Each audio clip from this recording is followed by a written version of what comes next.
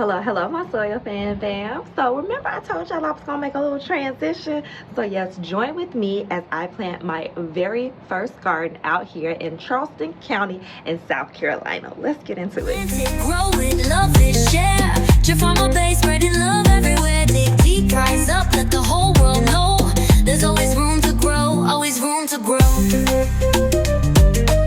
There's always room to grow, always room to grow. First things first, you'll notice that unlike in Chicago, I got me some sturdy homemade wood elevated raised beds, because I'm noticing the older I get, the more I don't want to bend over. Okay, like give me all my gardening therapy without wrecking my back. Okay, and now I'm also going to start growing some crops in this particular garden that I generally do not grow. So I myself, I've never grown beets, I've never grown radishes, although these are fairly easy crops to grow. I personally never grown them. Of course, for our companion gardening, we're going to have some marigolds, we're going to have some garlic as well as onions.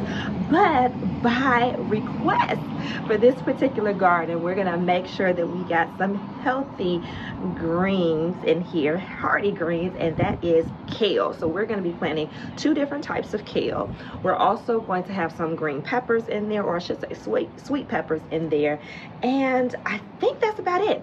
Now, something else that's very interesting about this garden that I am going to do, because I am in new territory, okay, I'm very much so well versed in 6A gardening zone. I know what to do, how to do in Chicago. I'm new to South Carolina, so I'm gonna let AI plan this out. Okay, things that were already done. I went to Costco because we believe in gardening on a budget. Okay, so this whole garden project that's taking place behind me right now, roughly the budget was $150. Okay, we got everything we needed for $150. Now this was made at home with wood that apparently was just around. So but yes, the garden itself, budget $150. So we're gonna make it happen. The very first thing that was a blessing with keeping into this budget was that Costco had some organic soil on sale that came with compost as well. So all I needed to do was to go ahead and just add in the bone meal.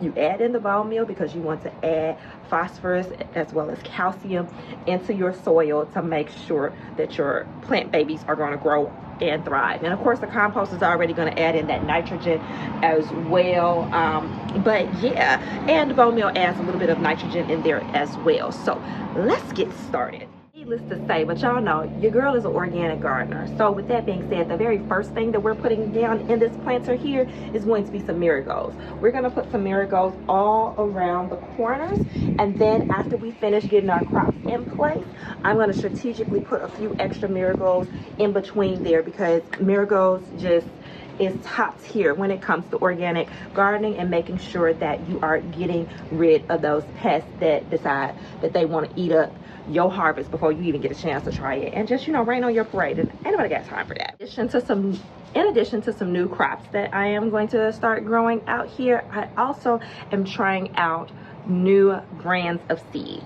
So I know in a previous video where I was asking people about questions on one of the platforms, someone did ask me what seeds do I generally tend to go for. Of course, for the seedlings, yes, I go to nurseries as well as finding plants, of course, because it's just so widely available. But in addition to that, I have used the fairy morse before, but I've never used the fairy morse organic, especially for the kale, so this will be new. And I've never heard of these before, so I'm gonna be trying them out. As you can see, they were 50 cents. I do believe that sometimes, hey, you can score you a good deal. You don't have to spend $3 for a package of seeds, because I kind of think that that's a lot. But nonetheless, let's get into this work, okay? So I don't know about y'all, but it is just something about when I have marigolds, I don't want all one color. I want pops of colors, and I don't want all the same type of marigold. Because y'all know the African marigolds, I just love how like big and proud that they stand. So of course I'm going to incorporate that. So we're going to have some marigolds of different colors and different sizes, because why not?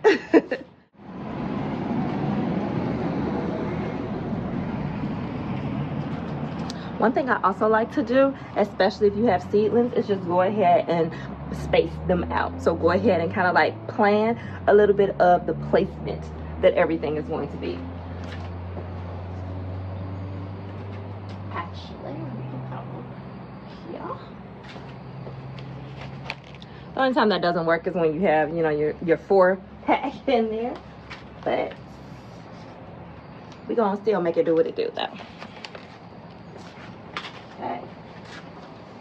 Now make sure when planting a garden, no matter if it's a space that you're familiar with or not, always consider sunlight. Just like when you're filming, I'm intentionally filming from this angle because the sunlight is, I mean, y'all see it, it's tea. Okay, so even though this was a new location, even though with this new endeavor that I'm starting where I just pop up certain places and do community gardens or do personal gardens, nonetheless, you just want to take a moment to just sit and look and pay attention to the surrounding, pay attention to the environment. So find out where exactly and how much sun comes through. We know, yes, that the sun definitely rises in the east and sets in the west. No matter where you are in America, that's going to happen. But you want to make sure that you're paying attention to, okay, is there a tree right here that's providing shade? So yes, it does get sun, but maybe not full sun, because you want to make sure that your garden and what you're growing is appropriate for that. So if you have more of a sunny area to garden, like back in Chicago, my mini farm is a full sun mini farm. Like there might be one square that you get shade, and that's it, that's all. So things that generally thrive in shade, baby, it's not gonna survive where I'm at. All right, but then also things that thrive in full sun, you know, like those collard greens, like watermelon. It's tea, okay? So let's see. So what I'm doing is I'm making sure that I pay attention. This is the north side, this is the south side. And once again, it's an enclosed patio. So yes, there are certain pests that we won't have to worry about. But one thing about me, I realize, because I'm a Jurassic Park fan, life finds a way. So I'm still not gonna rest so heavily on I don't have to worry about pests, because that ain't the truth. Because I'm utilizing AI, I want to make sure that I am optimizing my results, because one thing about it, sometimes we take gardening very serious, and while granted it is serious, because I mean it's life affirming, it's all of the things, but in addition to that, gardening is a wonderful lesson in nature, a wonderful lesson of if then. Okay, so remember in math class you had the if then statements. So what I like to do is I make sure that I ask AI to not just tell me, okay, what crops are great for this particular gardening zone, etc., etc. This is the directionality of the garden, but I also ask for specific dimensions, because I don't want any overcrowding, excuse me. I don't want any plants to hinder the growth because maybe it's overshadowing, all of the things. So in order for me to find out whether or not AI is a good tool to have while I'm down here in South Carolina, I gotta make sure I follow what it says. Okay, for this back row, every one of my squares is going to be roughly, what did they say, 13.8 inches. Okay, so I'm just gonna go ahead and make sure that I don't get close to 14. Okay. Getting the seedlings out, we're gonna go ahead and massage it out, and be careful of those roots that are on the bottom. There we go, and see how it comes out a nice little block.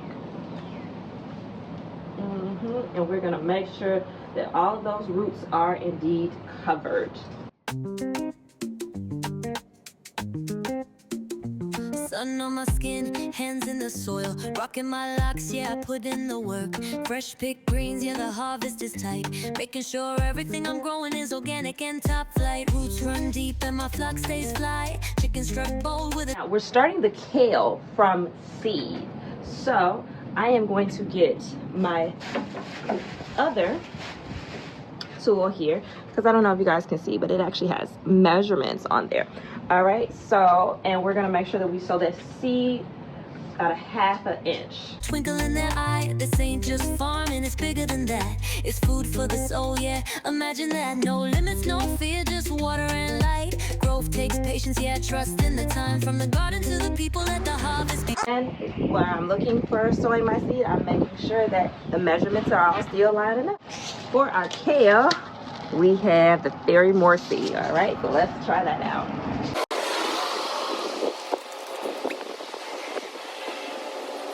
That is always important when you are growing different things is to have plant labels.